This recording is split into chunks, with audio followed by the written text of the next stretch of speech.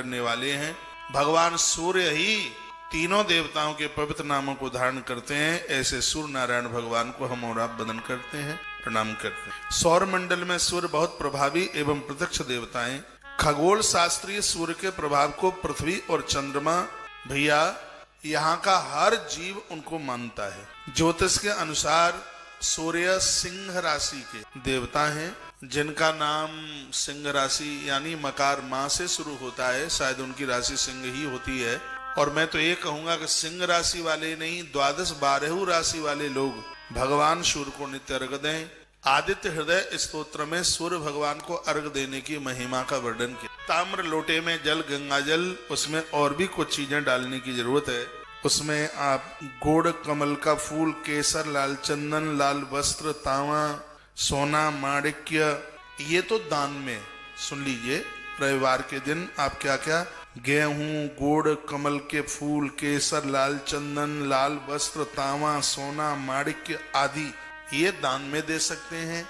और सूर्य भगवान को अर्घ देने के लिए लोटा लीजिए, गंगा जल डालिए, कच्चा दूध डालिए, उसमें श्वेत तिल डालिए, सफेद तिल डालिए, थोड़ा सा चावल डालिए, उसमें दूर्वा डालिए जो गणेश जी, उस दूर्वा को डालिए, लाल फूल डालिए उसमें, और थोड़ी सी रोली चंदन भी उसमें आप लोटे के ऊपर लगा लीजिएगा। फिर ऐसी जगह पर अर्घ दें जहां किसी के पाम ना पड़े। बहुत लोग तुलसी में सूर्य भगवान को अर्घ दे देते हैं, वो ठीक नहीं है। अपनी छत पर चढ़ जाइए, पूर्व दिशा की तरफ मुंह करके भगवान की तरफ अर्घ नाक के सीधे से, लोटा इतना उठाया जाता है नाक तक पहुंचता है, फिर उसको ऐसे उड़ेल दिया जाता है, जल डाला जाता है। सूर्य रश्मियों का उसमें दर्शन भी। इसके 2 विधान है। आप लगभग 9:30 10 बजे आप अर्घ दे रहे हैं तो आपकी बॉडी का पूरा वजन है वो पाम के पंजे के ऊपर होना चाहिए। आप जो धार गिर रही है उसमें सूर्य की रश्मियों का दर्शन। और सुबह हाल ही हाल लाल लाल सूर्य भगवान जब निकल करके आए हैं, उस समय आपकी बॉडी का वजन पीछे की तरफ हो, एड़ियों, पीछे के हिस्सा को एड़ी कहते हैं, उस समय आपका पूरा ध्यान उगते हुए भगवान भास्कर आपसे 12, हाँ ये विधि है, प्रणाली है सूर्य अर्घ देने की। आप फिर लोटा रख दीजिएगा और हाथ जोड़िए। भगवान के 12 नाम मैंने आज ही बताए हैं, 12 नाम भगवान के लीजिए। यदि आपसे मुद्रा बनाना आ जाए, सूर्य मुद्रा, 24 प्रकार की मुद्रा है। देवताओं को प्रणाम करने के लिए हर मुद्रा है। जैसे माँ दुर्गा को आप प्रणाम करते हैं, उसको धेनु मुद्रा कहते हैं, और धेनु उसको आप माँ दुर्गा को प्रणाम करते हैं, वो भी एक मुद्रा है। योनि मुद्रा में माँ भगवती जगदम्बा को प्रणाम किया जाता है। माँ को इस तरीके से, यूं ऐसे, इस तरीके से माँ के सामने मुद्रा बना करके यूं एक बार ऐसे दिखा के और फिर माँ जगदम्बा को ऐसे प्रणाम किया जाता है। आप आचमन करते हैं उस समय भी मुद्रा है। तर्जनी उंगली अंगूठे के नीचे दबाकर, इसको धेनु मुद्रा कहते हैं। बहुत ध्यान से सुनिए, धेनु मुद्रा का प्रभाव है जब आपकी तर्जनी उंगली अंगूठे के नीचे दबती है, इसमें ज्यों ही जल आता है तो साधारण जल भी तीर्थ का जल हो जाता है।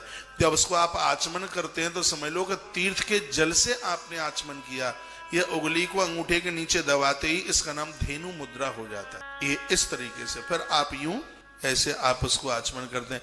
बहुत लोग आचमन करने के बाद हाथ ऐसे सिर के ऊपर लेके जाएंगे, वो ठीक नहीं है। आदमी इतना अशुद्ध हो जाता है कि उसने स्वान का मूत्र लोटा भर के अपने ऊपर डाल लिया हो, वो इतना अपवित्र हो जाता है। कर्म कांड अपना बड़ा ताकतवर है। अपने ग्रंथों में बड़े सबसे ज्यादा मंत्र तो कर्म कांड के हैं। जीवन को बदलने में बिल्कुल देर नहीं लगती यदि इन चीजों को यदि ढंग से कोई श्रद्धा के साथ में यदि कोई कर ले तो। अब रही बात, अब आप सूर्यांजलि बनाइए। इसका नाम सूर्यांजलि है। सूर्यांजलि बनाकर 12 नाम भगवान के लीजिए। इन 12 नामों का प्रभाव 1.25 लाख के बराबर हो जाएगा। एक नाम 10,000 के बराबर होगा सूर्यांजलि में। सूर्यांजलि इस प्रकार से बनाई जाती है। मेरे साथ अभ्यास कीजिए, यूं करके यूं, और इसको यूं, कैमरा दिखाओ, ये ऐसे जूम कर, उंगलियां इतनी ज्यादा मोटी हो गई हैं। ये है सूर्यांजलि। इसमें मुझे आप भी दिखाई दे रहे हैं। अर्घ देने के बाद लोटा नीचे रख दो और भगवान के सामने, हमने तो स्लाइड को ही सूर्य बना लिया, तो भगवान को बोलिए ओम भास्कराय नमः, ओम दिवाकराय नमः, महातेजाय नमः, ओम प्रसवाय नमः, हिरण्यगर्भाय नमः, सविताय नमः। इस प्रकार से पूखाय नमः, मित्राय नमः। इस प्रकार से इसी में आप उनका दर्शन कीजिए। उमरकाय नमः 12 नाम आप इसमें आप बोल दीजिएगा, तो आपका जो एक नाम है वो 10-10 हजार के बराबर हो गया। 12 नाम आपने उच्चारण किए हैं, उसका फल 1.25 लाख के बराबर हो जाए। ये तो आप सब सरल है बनाना, कोई दिक्कत नहीं है। कैसे बनेगा? यूं करो हाथ ऐसे, यूं कर, यूं 2 उंगली नीचे 2 ऊपर, इसको यूं आने दो ऐसे यूं। फिर ये 2 उंगली इस अंगूठे के नीचे दबा दो और वो 2 इस अंगूठे के नीचे दबा दो। सूर्यांजलि बन के तैयार हो गई। अर्घ, ये 24 मुद्राओं में से मुद्रा है। ये सूर्यांजलि हो गई बन करके तैयार। इसमें भगवान सूर्य को वंदन कर लो, प्रणाम कर लो। छोटी सी बात है, कोई ऐसी बड़ी बात ही नहीं, लेकिन प्रभाव इसका बहुत बड़ा है। 8-9 महीने में आधे से ज्यादा पंडित बन गए हो आप, आधे से ज्यादा साधु बन गए हो, बहुत चीजें सीख गए। तो आज की कथा के आरंभ में हमने एक बात का निवेदन किया था, शायद आपको ध्यान हो। आप सबके घर में तांबे की छोटी सी लुटिया हो और ये देवताओं को जल पिलाने का साधन है। अग्नि में आहुति डालने से भोजन देवताओं के पेट में पहुंचता है, तो सूर्य भगवान को अर्घ देने से पानी देवताओं के पेट में पहुंचता, जल पहुंचता है उनके पेट। एक भी दिन ऐसा न निकले जिस दिन आप भगवान भास्कर को, भगवान सूर्य नारायण को अर्घ, पूरा 7 ही दिन दिया जाता। आप कुछ ही समय में आप देखेंगे इतना बड़ा बदलाव हो, इतना बड़ा बदलाव हो, पूरी दुनिया में आपका प्रभाव छा जाएगा, आपका आदर छा जाएगा, आपका सम्मान छा जाएगा। सूर्य देवता सिंह राशि के स्वामी। कई राशियां ऐसी हैं जिनके वाहन, किसी में भेड़ है, हाँ है ना, किसी में मछली है, लेकिन हमारे सूर्य नारायण जो है वो भेड़ के स्वामी नहीं, वो शेर के स्वामी, सिंह के स्वामी। बड़ा अद्भुत देव है, बहुत भारी। सूर्य भगवान की एक बात और देख लीजिए, कोई क्रूर ग्रह अपनी सत्ता में बहुत ऊपर है, या तो सूर्य की दृष्टि उसके ऊपर पड़ जाए या सूर्य उसके घर में जाकर के बैठ जाए तो उसका कुप्रभाव उसी समय नष्ट हो। ये सूर्य की महिमा है। ऐसा कोई क्रूर ग्रह है, क्रूर ग्रह तो परेशान करता है, ज्योतिष कहती है। तो यदि सूर्य की दृष्टि उसके ऊपर पड़ जाए या सूर्य उसके घर में जाकर के बैठ जाए तो उसके तेज को खत्म कर देता है भगवान सूर्य। ये सूर्य का प्रभाव ज्योतिष में तो बहुत बड़ी महिमा भगवान सूर्य नारायण की है। सूर्य नारायण है। विद्वान लोग कहते हैं कि श्री राम के अवतार में सूर्य का तेजोमय अंश समाहित था, इसलिए भगवान जब राम प्रकट हुए थे तो महीनों महीनों तक सूर्य भगवान जाने का नाम ही नहीं ले रहे, सूर्य भगवान जाने का नाम ही नहीं ले रहे थे। कई महीनों तक, तो बाबा तुलसी ने तो कहा कि 1 महीने तक रात ही नहीं हुई अयोध्या में। फिर बहुत जगह ये भी लिखा है कि 6 महीने तक रात नहीं हुई अयोध्या में। 6 महीने तक भगवान सूर्य प्रभु राम को, क्योंकि उनके अंश प्रभु राम में थे, टकटकी लगा करके उनको देखते रहे। सूर्यवंशी प्रभु राम। सूर्य आराधना विशेष रूप से भगवान सूर्य का दिन रविवार का है। रविवार के दिन इनकी विशेष आराधना होती है। उस दिन आदित्य हृदय स्तोत्र पाठ कीजिए। 12 नामावली का भी आप स्तोत्र कर सकते हैं, और ज्यादा नहीं, 10-15 मिनट में तो सब पूरी पूजा हो जाती है इनके लिए। बच्चों से तो जरूर कराएं, खुद करें, बच्चों से कराएं, आपके बच्चे मेधावी बन जाएंगे, बहुत प्रभावी हो जाएंगे। आप बार बार क्यों पूछते हैं कि कल की पुराण के कलश का नारियल का क्या करें? अब कितनी बार बताऊंगा है, और 9 महीने से बताता तो आ ही रहा हूं, और वही प्रणाली है बस, उसमें कोई ऐसा बदलाव नहीं है, और मैंने आज भी बता दिया है, वीडियो में सुन लीजिए। बोलिए बांके बिहारी लाल की जय, हनुमान जी महाराज की जय। जय जय श्री राधे श्री राधे श्री राधे। भगवान सूर्यदेव के पुजारी जो हैं, गेहूं, गुड़, तांबे के वस्त्र, सोना, चांदी, तिल और इन सब चीजों का दान, सूर्य भगवान को नित्य का अर्घ, ये अपने आप में बहुत ही ज्यादा प्रभावशाली है। रविवार, अब रोज आप कितने बजे जागते हैं वो आप जाने, लेकिन जो विशेष रूप से भगवान सूर्य के जो पुजारी हैं, जब बच्चे भाई लोग मुझे पूछते हैं महाराज जी जॉब छूट गई है, नौकरी लगती नहीं, तो मैं उनको रविवार का व्रत बता, सूर्य भगवान की पूजा, आदित्य हृदय स्तोत्र के पाठ की मैं बात करता हूँ उनसे, तो उसकी एक नियमावली सी मैं आपको बता देता हूँ कि रविवार के दिन कम से कम सूर्य उदित होने से 2 घंटे पहले जागा जाए। कम से कम, रोज नहीं तो रविवार वाले दिन तो ये ऐसा कर लीजिएगा, 2 घंटे पहले जागिएगा, कम से कम 2 घंटे पहले जागे।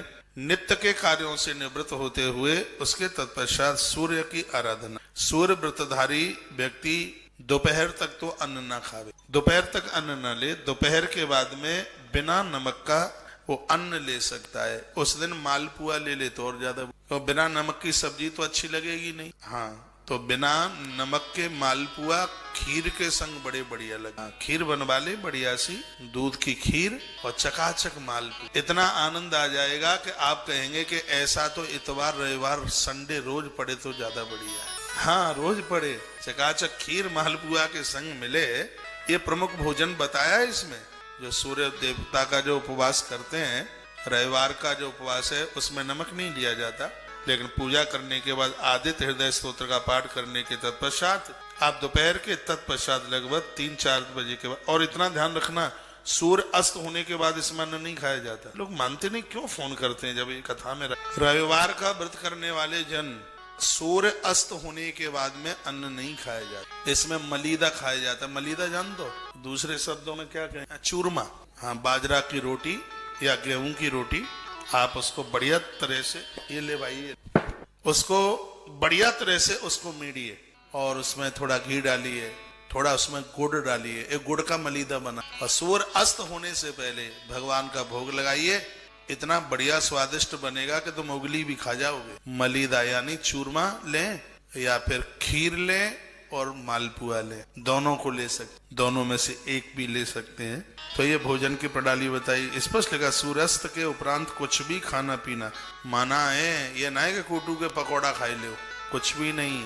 रविवार का व्रत करने वाले लोगों के लिए सूर्य अस्त के बाद आहार और फलाहार दोनों बंद, सिर्फ दूध ले। मैंने बहुत व्रत किए हैं, मैंने तो सूर्य अस्त के बाद में पानी भी नहीं, मैंने व्रत किए हैं इसके रविवार के। मैं तो भगवान सूर्य नारायण का पुजारी हूँ, मेरा तो कोई दिन नहीं ऐसा निकलता जिस दिन मुझे ये ना लगता हो कि आज रविवार ना। छत पर चढ़कर उन्हें अर्घ दे, और उसी प्रणाली से देता हूँ जिस प्रणाली से मैं यहाँ बात कर। मैंने सूर्य उपनिषद पढ़ा है, भगवान की कृपा से मैं काफी बातें बोलूंगा उस उपनिषद की। 108 उपनिषदों में से सूर्य उपनिषद, जो ये मैंने अर्घ देने की बात आपको, ये सूर्यांजलि की जो बात मैंने आपको की है, उपनिषदों में बड़ी महिमा है।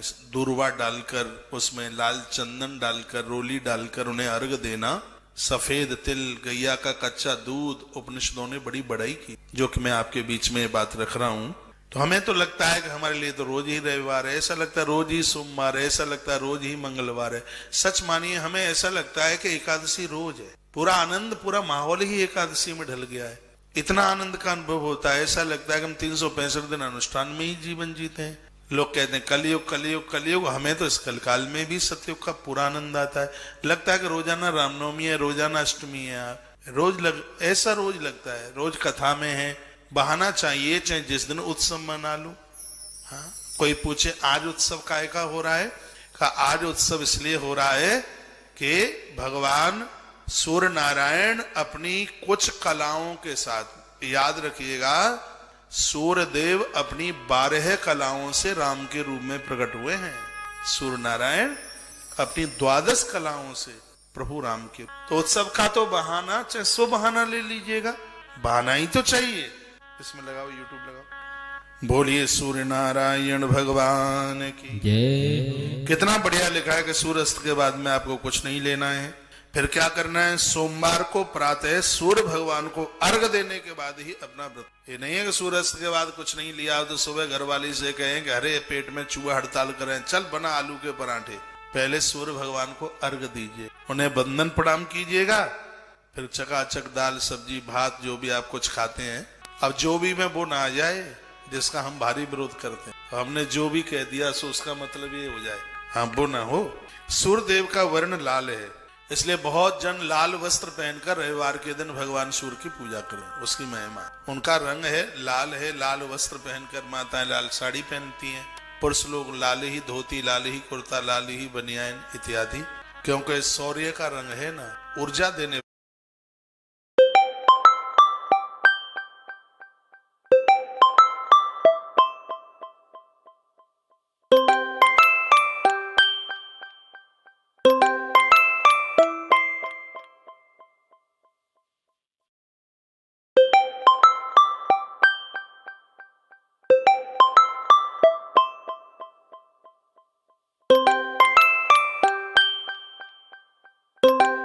वाला रंग है। सूर्य देव को अर्घ देने से गलत स्वप्न नहीं आते, लोग भयभीत नहीं होते, उन्हें डर नहीं लगता किसी भी प्रकार का, और अग्नि का प्रकोप नहीं होता उन घरों में जिन घरों में सूर्य भगवान को रोज अर्घ्य दिया जाता है। सनातन धर्म का पालन करने वाले लोग जिन 5 देवताओं की पूजा करते हैं, पंचदेव उपासना, विस्तार पूर्वक आप कल सुनेंगे। उस पंचदेव उपासना में भगवान सूर्य की पूजा भी प्रमुख। 5 देवताओं की पूजा कल आप विस्तार पूर्वक आप सुनेंगे पंचदेव उपासना के बारे में। उसमें भगवान सूर्य नारायण की पूजा अपने आप में बड़ी प्रमुख पूजा है।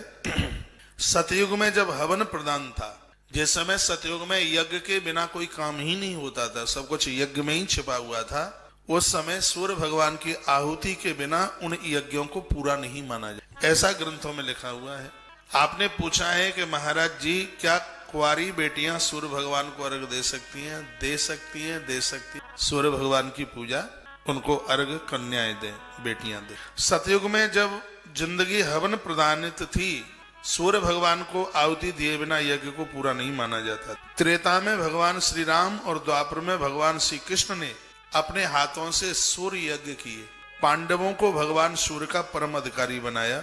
कलयुग में सूर्य वंदना राज सम्मान दिलाने वाली होती है, रोगों को खत्म करने वाली होती है और तेज को बढ़ाने वाली होती है। कलकाल के दोषों से व्यक्ति बच जाएगा। इस युग में यदि भगवान सूर्य को अर्घ देते रहे तो, उन्हें वंदन करते रहे तो, उन्हें प्रणाम करते रहे तो आनंद हो। ओम कृष्णेन दर्शसा वर्तमानो निवेशयन् अमृतं मर्त्यञ्च हिरण्येन सविता रथेन देवो